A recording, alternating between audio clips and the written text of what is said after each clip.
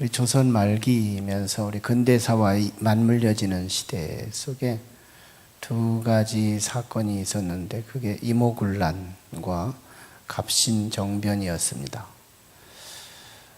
이모군란은 군인들이 정변을 일으킨 거였고, 또 갑신정변은 대신들이 일으킨 싸움이었는데 1882, 즉 1882년도에 이모군란이 있었고 1884, 1884년도에 갑신정변이 일어나요. 사실은 그 두 문제는 서로 연관이 되어 있는데요. 이모군란이 일어나게 된 배경은 일본의 신식군대와 조선의 구식군대 사회에, 소위 구식군대가 소외를 받으면서 일어난 군란입니다. 적어도 구식군대가 월급을 1년 1개월 동안을 받지 못합니다. 그리고 여러 가지 차별 대우를 받았고 무시를 많이 받았고, 그래서 이게 당시에 고종 황제가 나라를 다스리고 있었지만 사실상 민비가 나라를 실권을 장악하고 있을 때였어요. 그래서 군사들이 민비 일파를 막 공격하고 들어갑니다. 그래서 민씨는 적어도 청나라 군사들에게 이 나라를 지켜달라고 부탁을 하게 되면서 이제 이모군란의 그 피해상이 우리 조선 땅에 입게 됩니다. 소위 그때부터 청나라의 간섭을 받아요. 청나라 일거수일투족 간섭을 받아가면서 이 나라는 여러 가지 불평등이 일어나죠. 이것을 소위 개화파라고 하는 갑신정변의 주역들이죠. 서재필 같은 사람들, 박영효, 그 다음에 김옥균, 이런 사람들이 아주 급진 개화파가 돼요. 소위 온건 개화파도 있었고 급진 개화파도 있었는데, 급진 개화파는 뭔가 저 민씨 일파의 아주 저 실세, 천여 명이 활동하고 있는 저 실세들을 다 없애야 된다, 이러고 호시탐탐 노리고 있었는데, 당시 청나라가, 이제 지금의 중국이지만요, 청나라가 베트남 땅 위에서 프랑스하고 전쟁을 치릅니다. 그래서 우리 조선 땅에 머물게 했던 청군 1,500명을 베트남으로 이렇게 급파하게 돼요.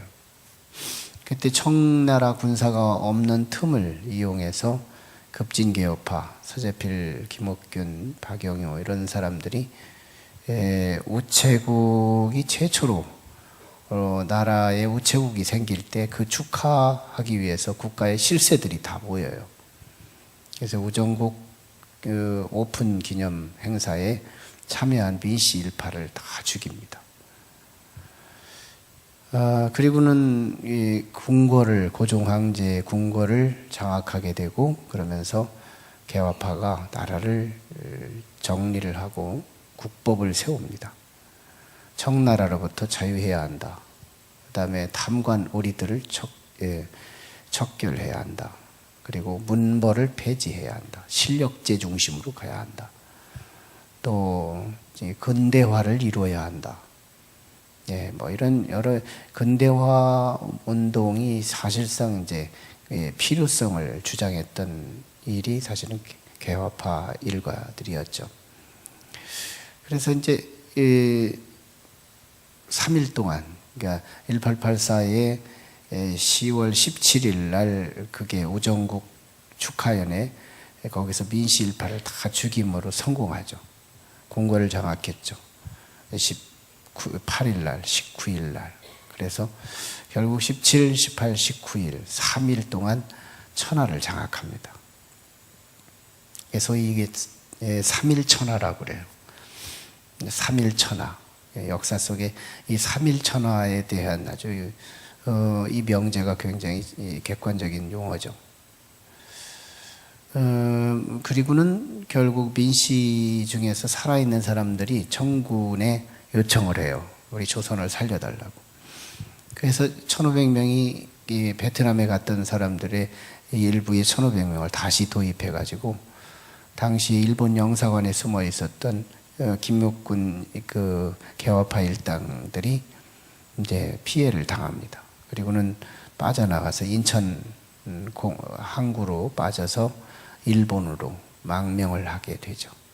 그래서 소위 3일 천하로 승리를 경험하고는 패하고 말죠. 아마 이 갑신정변이 성공했다면 우리나라가 근대화가 훨씬 몇십 년은 앞당겨졌었을걸요. 그래서 이 1910년도의 한일 합방이 아마 그때만 해도 1884년도 때만 이 근대화가 앞당겨졌다면 일본이 과연 1910년에 한일 합방을 할 수 있었을까? 우리 비극한 역사가 도래하지 않았을 수도 있다는 역사의 아쉬움을 남깁니다. 어쨌거나 한켠에 또 생각해 볼 게 있어요. 3일밖에 천하를 호령할 수밖에 없는 줄을 알았더라면 과연 이 정변을 했었을까? 3일 승리하겠다고 목숨을 건 행사가 된 거잖아요. 사실은 박영유 같은 사람은 이 땅에 남아서 척결돼서 죽었거든요. 그래서 서대필이나 김옥규는 일본으로 다시 망명을 가서 살았지만 3일 왕 노릇 해보겠다고 3일 한번 이 나라를 다스려 보겠다고 아마 알았으면 하지 않았을 거죠. 몰랐으니까 그렇지. 오늘 어쩌면 오늘 본문에 나타난 시무리 왕조, 즉 7일 천하입니다. 7일 동안 북이스라엘의 왕국을 하고 나서 7일 만에 빼앗겨요. 그 이야기죠. 오늘 이야기는 이제 그 북이스라엘의 이제 소위 세 번째 왕조의 이야기이면서 시므리가 두 번째 왕조였던 바사 왕조의 그의 아들 엘라가 2년 동안 다스리고 있었어요. 그때 이스라엘에는 두 장군이 있었는데 하나는 시므리 장군이요, 또 하나는 오므리 장군이었어요. 이렇게 장군들의 이름이 비스무리한지 몰라요. 시므리, 그리고 오므리. 아무튼 구음이 비슷해요. 시므리, 오므리를 장군을 둘 둬서요. 병거장, 반의 병거장 역할을 합니다. 근데 그때 엘라 왕이 오므리 장군에게 이 기쁘돈 성읍, 즉 블레셋이 빼앗아간 기쁘돈 성읍을 다시 빼앗아 와라 명령을 하게 되자 오므리 그 장군이 군사들을 이끌고 기쁘돈 성읍에 탈환 작전에 들어가요. 그 틈을 이용해서 시므리 장군이 자기 수하 병사들을 데리고 디르사라고 하는 궁궐 성읍, 천혜의 요새였거든요. 그 성읍을 다 에워싸고 왕을 죽이죠. 엘라 왕을 죽입니다. 이게 바사 왕조가 여기서 끝나는 거예요. 그 혈족 다 죽죠. 그래서 사실은 엘라 왕과 그 가족들 다 죽이고 피부치 다 죽이고 심지어는 친구들까지 죽여요. 그게 11절입니다. 그러고서 이제 왕이 됐는데 한편 오므리 장군이 기쁘돈 성읍을 전쟁을 하다가 이 소문을 들어요. 전쟁하다 말고 누구를 위해 내가 종을 울리나, 왕을 위해서 내가 충성하겠다고 전쟁을 치르고 지금 목숨 걸고 싸우고 있는데 자기 동료 장군이 왕이 됐다는 소문을 들으니 이거 뭐 기쁘돈 성읍 전쟁하고 싶겠어요? 돌아와 버리지, 회군하자. 그래가지고 디르사 궁궐 성읍을 에워 쌌버려요. 그래서 시므리 입장에서는 이게 나름대로 쿠데타가 성공했다고 생각을 했는데 도대체 자기를 에워 싸버린 거예요. 그래서 시므리는 궁궐에다가 불을 지피고 그 속에 들어가서 자살해서 죽어요. 이게 오늘 본문의 이야기입니다. 사실은 자살해서 죽었지만 이 사인, 이 망한 이유를 오늘 19절에서는 분명하게 선포하죠. 망한 이유를. 바로 여호와 보시기에 악을 행했고 여로보암의 길로 갔으며 백성들을 죄악 가운데 이끌었다. 죄 때문이라는 거죠. 죄 때문에 하나님께서 심판하시면 하나님이 심판이 먼저고 내가 죽을 일이 다음에 일어나고 죽을 일이 직면했을 때 스스로 목숨을 끊어내더라는 거예요. 그 이후에는 사람이 하는 일 같지만 하나님이 선언이 먼저요. 그 다음에 죽을 일들이, 망할 일들이 일어나더라는 거예요. 이게 하나님의 법칙이에요. 참 죄는 두려운 거예요. 하나님께서 오늘 내 죄가 반복되고 내 죄가 쌓여서 어느 정도의 분량이 채워지면 선언하시는 거예요. 죄 무너뜨리라. 그러면 이제 하나님께서 천상에서 죄 무너뜨려라 이렇게 명령이 떨어지면 그 다음부터는 이제 사람들 가운데 인과율로 무너질 일들이 여기저기 일어나는 거예요. 사람들은 하나님의 그 계시, 하나님의 명령, 그 선포를 보지 못하고 무너지는 이 일들이 내 실수로 그러는 줄만 아는 거예요. 그래서 내 실수만 단돌이 하고 지내죠. 근데 실수를 아무리 단돌이 하면 뭐예요? 다음에 또 실수하는데. 하나님의 결정이 먼저라는 거예요. 이걸 깨닫는 것이 신앙생활인 거예요. 예, 우리는 지금 내가 속수무책으로 운명처럼 팔자처럼 당하고 있는 이 악한 순환들, 악순환들이죠. 이런 것들이 도대체 왜 이렇게 오는 걸까? 왜 나는 전생에 무슨 죄가 있어서? 뭐 이렇게 생각하기 쉬워요. 아니에요. 전생의 죄가 아니에요. 지금의 죄예요. 지금의 죄. 저는 이 이야기 속에서 두 가지를 생각할 수 있어요. 하나는 과연 내가 내 삶을 지킬 수 있느냐는 거예요. 사실은 시므리 입장에서 보면요. 시므리처럼 자기의 위험을 미리 단돌이 하고 문제의 요인들, 앞으로 일어날 부작용들을 위험도를 이게 차단한 것은 시므리를 따라갈 사람이 없죠. 엘라 왕을 죽였죠. 엘라 왕의 가족들을 죽였죠. 혈족들을 다 죽였죠. 친구들까지 죽였죠. 인간적인 위험한 요소들을 다 제거한 거예요. 근데 위험이 왔어요. 그 위험을 못 참아서 결국은 자살해서 죽어요. 뭐예요? 무슨 교훈이에요? 사람이 자기 문제를 해결하려고 아등바등 애쓰지만 이 자기 문제를 못 지키더라는 거예요. 내가 내 힘으로 못 지키더라는 거예요. 사람은 자기의 문제들을 자기가 지키는 것 같지만 아니더라는 거예요. 무슨 말이에요? 시편 171편에 나타난 1절에 나타난 여호와께서 우리를 지키지 아니하시면 파수꾼의 경성함이 허사로다. 성경이 진리죠. 하나님이 지키셔야 지켜진다는 거예요. 하나님이 건강도 지켜주셔야 지켜지고요. 하나님이 물질도 지켜주셔야 지켜지고요. 하나님이 명예도 지켜주셔야 지켜지더라는 거예요. 성경은 그걸 선언하죠. 하나님이 지켜야 지켜진다.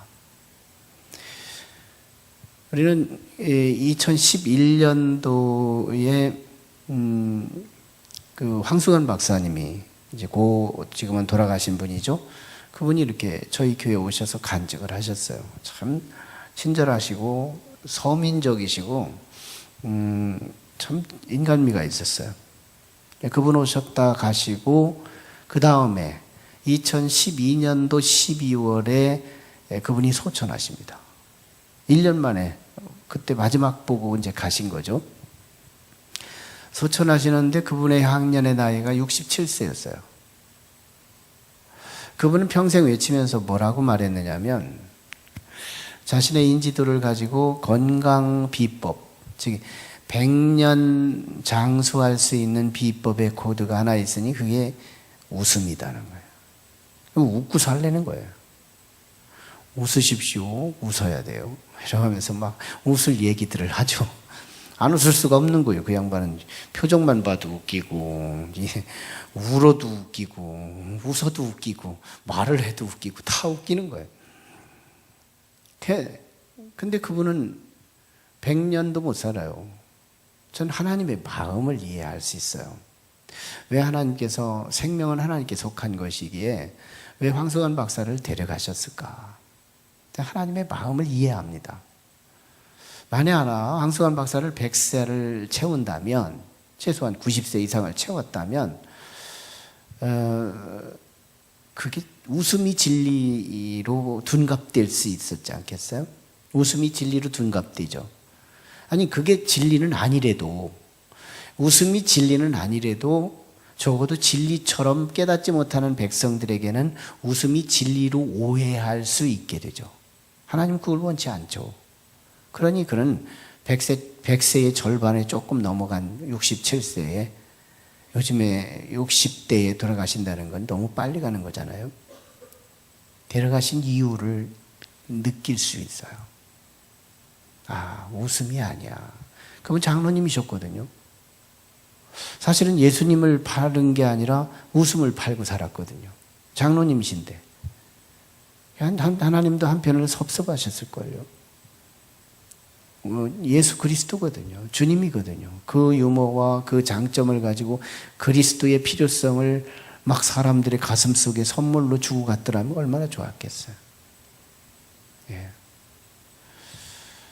경제, 돈, 우리가 잘 알고 있는, 아마 기억 속에 남아있는지 모르지만 한보그룹이라는 그룹이 있었어요. 그 총수는 정태수 회장이었어요. 아직도 살아계시긴 하지만요, 참 거의 거지 비슷하게 상황이 됐죠. 그가 1996년도까지 잘 나갔습니다. 그 이전에 우리 그리스도인들, 기라상 같은 믿음의 사람들이 정태수 회장을 전도하려고 찾아가요. 가면 정태수 회장이 언제나 내놓는 게 나의 박수무당을 소개합니다. 오히려 역전도를 하는 거예요. 박수무당.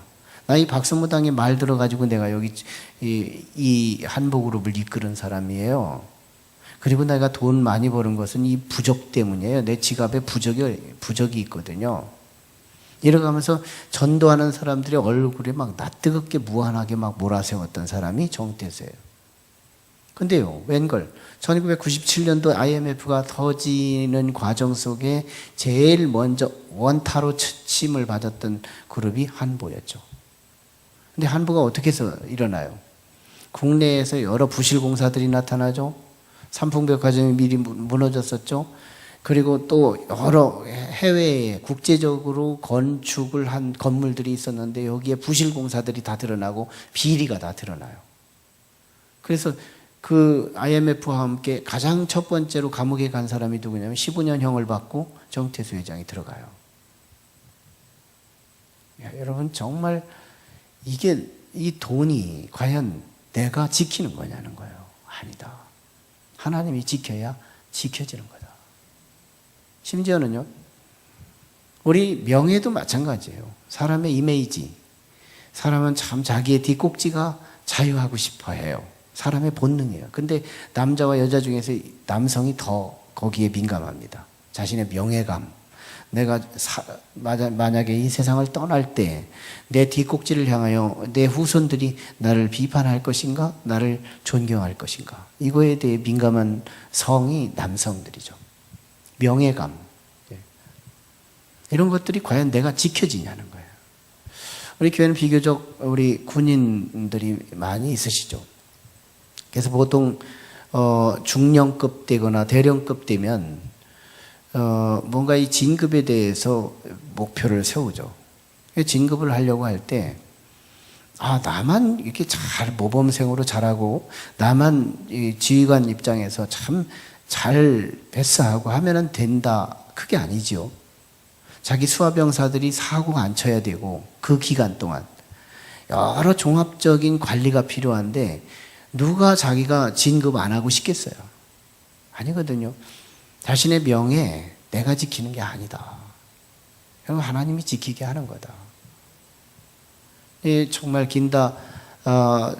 낸다고 하는 사람들이, 정치가가 다음에 대선에 나오겠다고 한 사람이 미투 운동에 하루아침에 추락하고 있는 이것은 본인이 추락하고 싶었던 거예요? 명예는 내가 지키는 게 아니다. 하나님이 지키는 거다. 하나님이 지키는 거다. 예. 정말 오늘 우리의 삶 속에서 하나님이 지켜야 내 건강도, 내 물질도, 내 명예도 지켜지더라 하는 부분. 이 부분을 우리가 굉장히 중요한 부분이에요. 예. 다음으로는 우리 17절, 18절에 나타난 이 시므리가 자기 궁궐, 즉 디르사 왕궁 그 성읍을 에워싸임을 받잖아요. 오므리 장수와 함께 병사들에 의해서 동서남북을 다 쌓인 거예요. 그렇게 되자 이 시므리가 이제는 끝났구나 해가지고 스스로 왕궁에다가 불 지르고 타서 죽어요. 자살이죠, 자살. 사람이 참 우리나라가 OECD 국가에서 자살률이 참 불명예스럽게 1위예요. 난 이거 참 너무 슬픈 일이에요. 우리는 왜 자살하는지를 좀 알 필요가 있어요. 사람들이 왜 자살할까? 한마디로 말하면 내면이 막혔기 때문인 거예요. 내면이 막힌 거예요. 내면이 뭐예요? 동쪽, 서쪽, 남쪽, 북쪽, 동서남북. 인간은 고작해야 내면 운동으로 끝나는 거예요. 하루 종일 살아보지만 동쪽으로 갔다, 서쪽으로 갔다, 남쪽으로 갔다, 북쪽으로 갔다, 그리고 하루쯤 자고 그 다음에 일어나서 또 한다는 것이 동서남북이에요.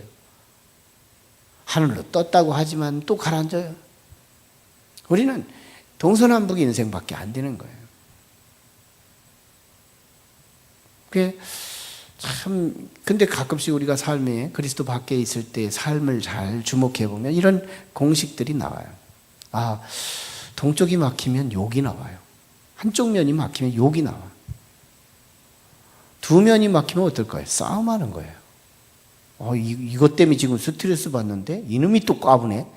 그래서 우리는 막 싸우는 거예요. 막 지금 그러잖아. 내가 기분이 안 좋은데 네가 나한테 대들었기 때문에 내가 막 싸우겠다는 거예요.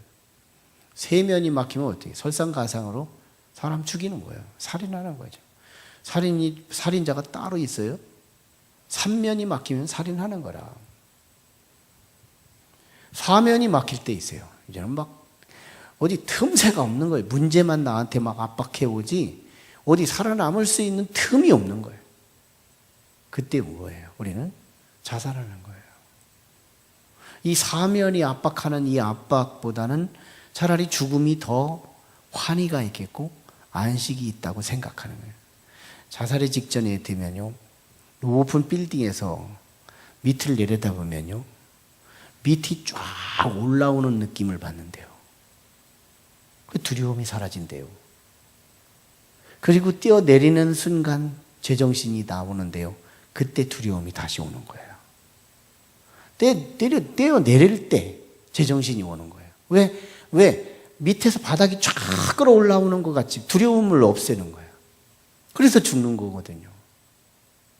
자살하려고 했다가 자신이 포기한 사람한테 제가 직접 들은 소리예요.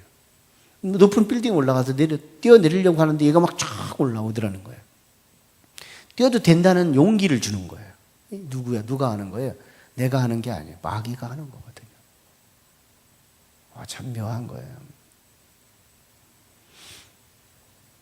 하지만요, 우리 그리스도인은요, 한 방향이 더 있어서 그리스도인으로 산다는 것은 사실상 제5방향을 살고 있다는 겁니다.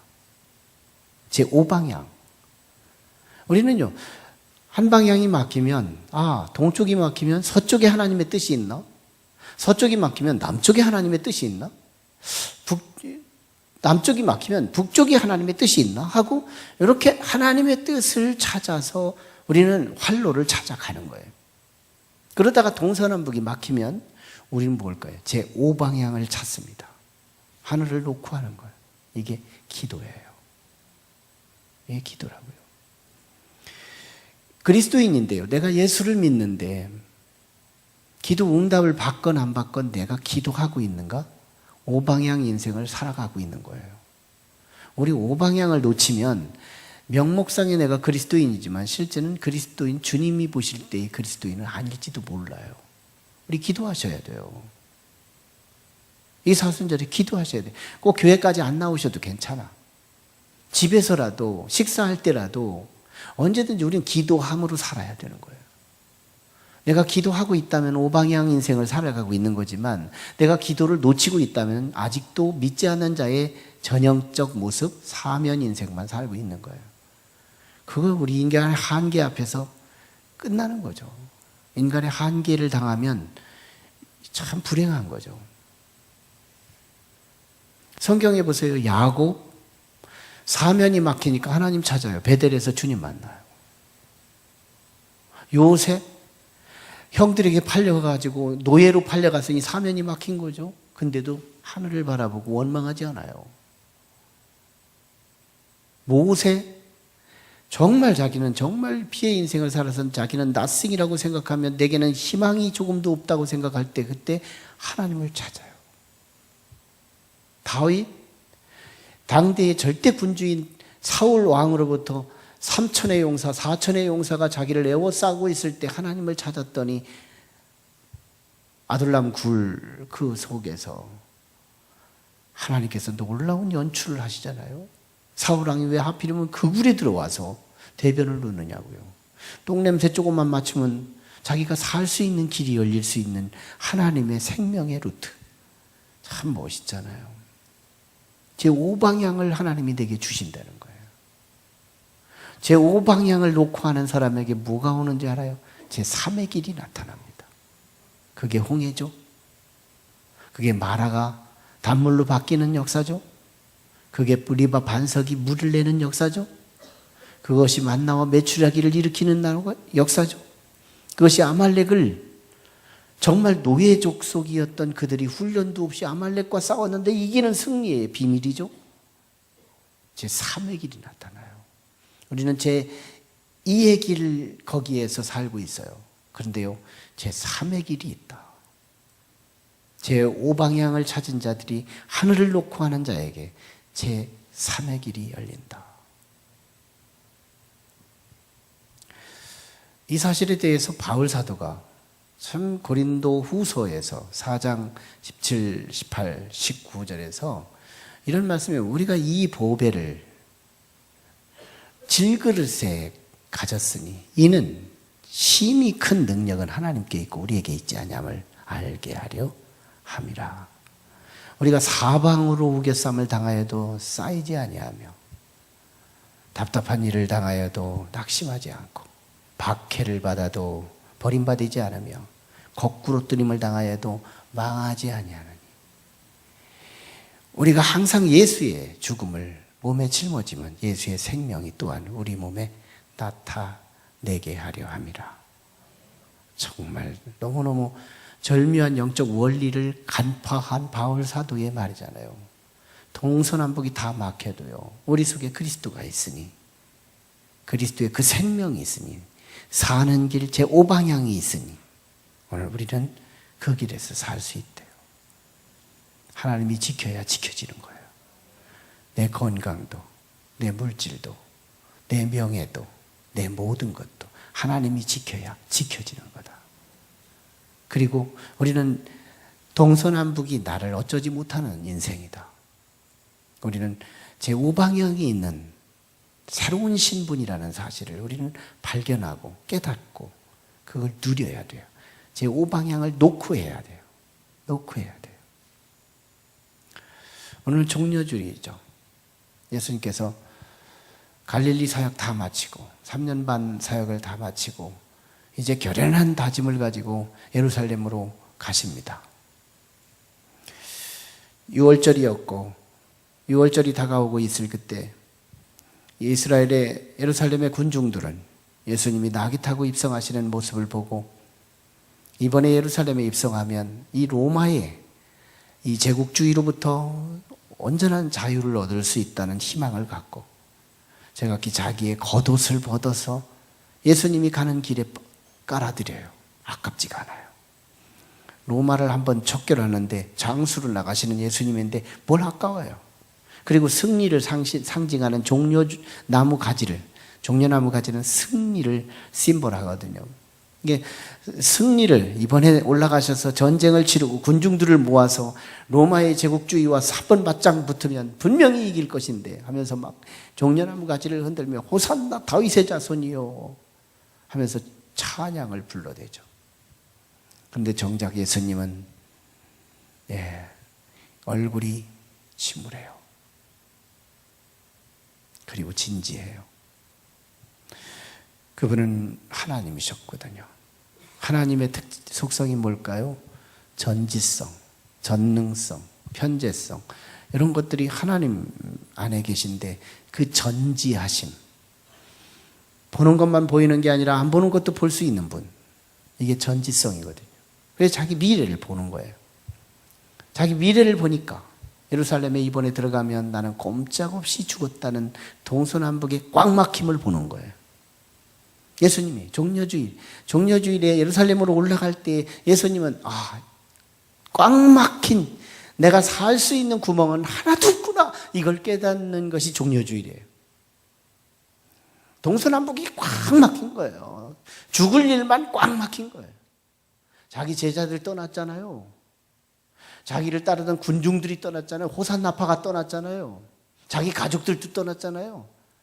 그러니 자기를 보호할 사람은 아무도 없고요. 자기가 죽을 일로 자기를 못 박으라고 죽으려 할 저 사람들만 다 동서남북에 있는 거예요. 그러니 내가 어디로 도망가요? 살 길이 조금도 없었다. 그때 예수님이 결연한 예루살렘에 가셔서 첫 번째 하신 일이 뭔지 알아요? 겟세마네 동산을 찾은 거예요. 겟세마네 동산의 기도를 시작하죠. 겟세마네 동산에서 기도하실 때 예수님은 자기 뜻을 아버지의 뜻과 바꿉니다. 내 뜻대로 마옵시고 아버지의 뜻대로 하옵소서. 그분은 땀방울이 핏방울이 되게 해요. 한혈증이라 그래요. 땀방울이 핏방울이 되도록 간절하게 기도를 해요. 그분은 정말 동서남북이 꽉 막힌 자신의 현실을 제5방향을 놓고 하는 역사를 이루어요. 이게 겟세마네 기도예요. 사실 오늘 우리는 정말 내가 죽지 못해서 살고 있는 우리의 현실에 동서남북이 막힌 일이 있거든. 한 가지 솔루션, 그리스도께서 우리에게 모범을 보여주신 겟세마네 동산의 기도를 모방하라 권하고 싶어요. 하나님의 성전을 찾아서 주님 앞에 막 땀방울이 핏방울 되게 주여 내 뜻대로 마옵시고 주님 뜻대로 하옵소서 이 막 간절한 기도를 드리는 거예요. 기도를 마쳤습니다. 이상하죠. 예수님에게는 평안이 찾아와요. 겟세마네 동산에서 시작할 때의 그 시점은 예수님의 불안과 예수님의 힘듦과 예수님의 갈등과 예수님의 침울함이 보였는데요. 기도가 마치고 난 이후에 예수님에게는 평안이 찾아와요. 거기서 어디서 단적 증거를 드러낼 수 있느냐면 베드로가 원수들이 몽치를 들고 칼과 몽치를 들고 왔을 때 저들을 향하여 자기가 가지고 있는 칼을 가지고 말구의 귀를 딱 잘라내면서 원수를 갖겠다고 수제자의 흉내를 낸 거예요. 그때 우리 주님이 떨어진 귀를 잡고 말구의 귀에 붙여주면서 베드로에게 경고하고 책망해요. 칼을 쓰는 자는 칼로 망할 것이다. 나도 천군 천사를 대동해서 이 위기를 모면할 수 있다. 하지만 아버지의 뜻은 그게 아니니 가만히 있으라는 거예요. 그 이후에 우리 주님은 주님은 자신의 칼을 던지고 저들이 나를 붙들면 붙잡히고 저들이 나를 끌면 끌려가고 저들이 가야바 대제사장 앞으로 가야바 앞으로 끌려가면 가야바 앞으로 빌라도 앞으로 끌고 가면 빌라도 앞으로 다시 헤롯 앞에 끌려가면 헤롯 앞으로 헤롯에서 다시 빌라도에게 다시 오라면 빌라도에게서 또 다시 군중에게로 축구공이에요 예수님이. 이리 끌리고 저리 끌리고 그런데 주님은 끌면 끌리고 댕기면 댕겨지고 때리면 맞고 십자가를 지워지면 짊어지고 비아돌로로자 길을 걸어가는 거예요. 우리가 언제 평안할 수 있을까요? 죽기로 결심했을 때. 조금이라도 살고 싶은 욕구가 살아남으면 불안한 거거든요. 근데 겟세마네 동산에서 예수님은 아예 죽기로 작정하신 거예요. 그래서 자신의 순리에 자신의 내 몸을 맡기고 그 모진 고초와 그 아픔과 그 시련과 그 십자가의 고통을 당하며 순환을 당하신 거예요. 그리고 죽으셨어요. 운명하셨어요. 6시간 동안 물과 피를 흘리면서 운명하십니다. 그날 밤 원수들은 개선 축제를 해요. 술을 나누고 우리를 성가시켜야 하는 원흉 그리스도를 처단했으니 십자가에 처형했으니 6시간 동안 물과 피가 다 흘려서 완전히 운명 죽었으니 우리는 이제 천하 우리 것이 됐다. 모든 천하는 내 것이 됐다.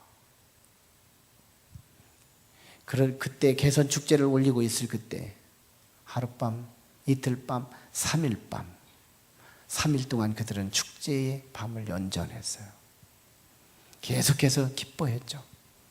그런데 3일 만에 아침 새벽 미명에 예수님은 부활하시죠.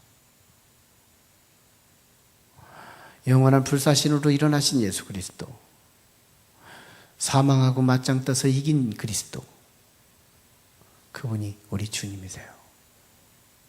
그분이 우리 주님이세요. 그분은요 3일 죽고 영원히 산 자였어요. 3일 죽고 영원히 산 자. 그분이 내 주님이다. 그분이 우리 주님이시다. 우리가 지금 어떤 위치, 어떤 신분인지, 어떤 존재인지를 깨달으면요 감사가 터지는 거예요. 범사에 감사한 것이 되는 거거든요. 너무 감사한 일이거든요. 그분이 내 주님이라.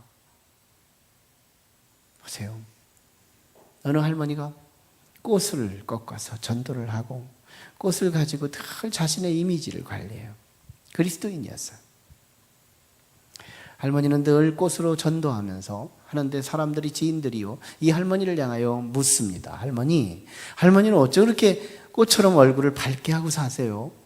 사실 그리스도인은 얼굴이 밝아야 하거든요. 실제는 이유가 있는 거예요.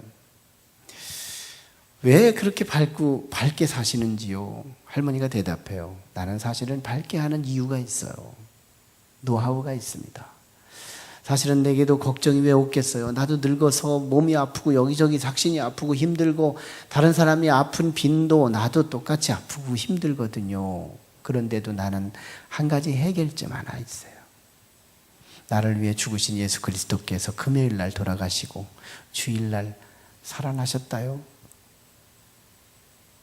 그래서 나는 이 진리를 내 마음에 순박하게 받아들이고 나는 어떤 너무너무 힘들게 나를 압박해오는 문제의 한복판에서 나는 언제나 내 마음을 이렇게 다집니다. 3일만 참자. 3일만 참자. 이게 십자가에 죽은 뒤 3일 만에 부활하신 예수 그리스도를 믿는 제자들의 삶인 거예요. 우리는 3일만 참으면 돼요. 3일 동안의 역사가 일어나거든요.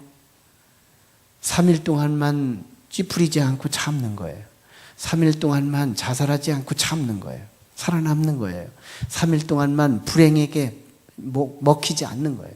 3일 동안만 내 감정을 다스리는 거예요. 3일 동안만 참다 보면 3일 동안에 역사가 일어나인다니까요.